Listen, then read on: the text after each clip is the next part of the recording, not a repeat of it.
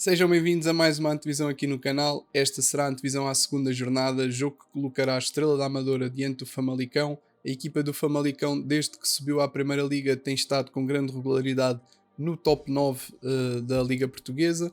Veremos como é que o Famalicão se apresentou diante do Benfica na última jornada, que foi a primeira do nosso campeonato. Vamos ver como é que as duas equipas vão encaixar Estrela da Amadora e Famalicão dentro do terreno do jogo. E por fim irem lançar então o meu possível 11 para este jogo, que será segunda-feira.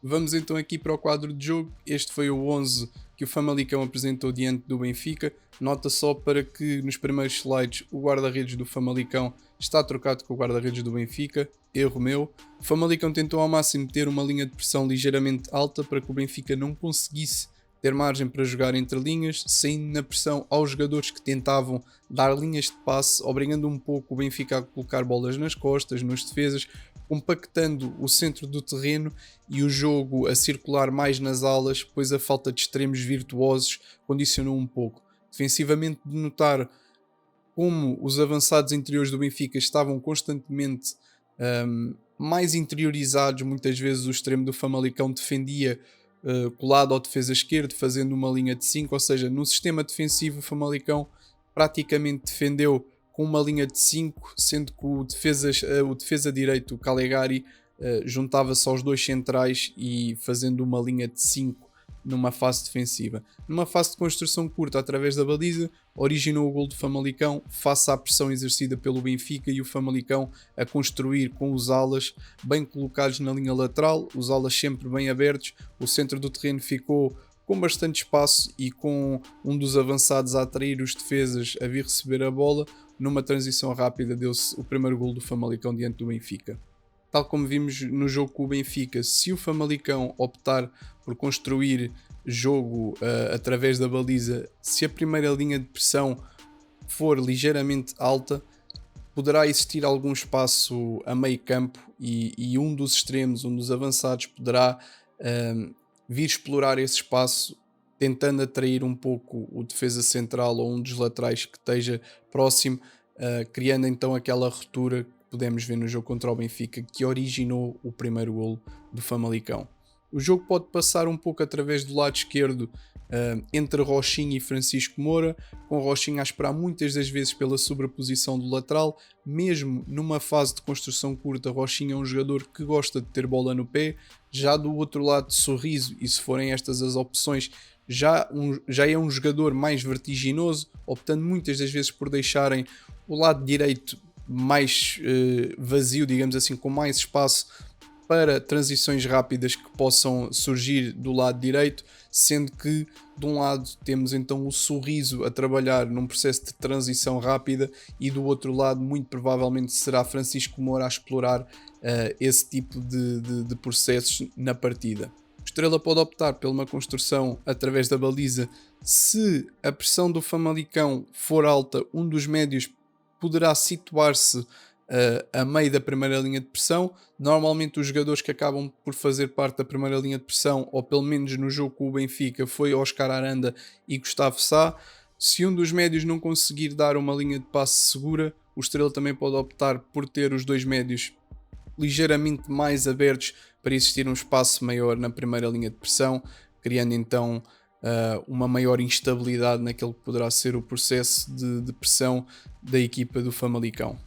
Existindo a hipótese de o Famalicão não ter uma primeira linha de pressão tão junto à área, uma das possibilidades poderá ser um dos médios recuado abrir ligeiramente para o flanco, dando então a oportunidade do lateral poder explorar mais o espaço à frente, ou até mesmo logo numa fase inicial um possível terceiro falso central, digamos assim, ou seja, muito provavelmente aqui, como vocês podem ver, Buca ou Kylian poderão posicionar-se logo na linha dos dois centrais para poder construir e então abrir mais espaço no terreno para essa primeira fase de construção, até porque o Famalicão condicionou muito e bem o jogo interior do Benfica e que acredito que possamos passar por esse mesmo processo durante esta partida. Defensivamente, o Estrela, estando mais fechado ou mais compactado, o Famalicão poderá e deverá jogar através de algumas transições rápidas, aproveitando a velocidade dos avançados ou extremos para criar maiores desequilíbrios, porque o Estrela, aos olhos daquilo que também é um pouco o Famalicão, é uma equipa que tem o centro do terreno mais compactado, com mais massa humana, e irá obrigar muito provavelmente com a pressão a atrair os jogadores a jogarem mais nas linhas laterais. Posto isto, vamos àquele que poderá ser o possível 11 do Estrela diante do Famalicão.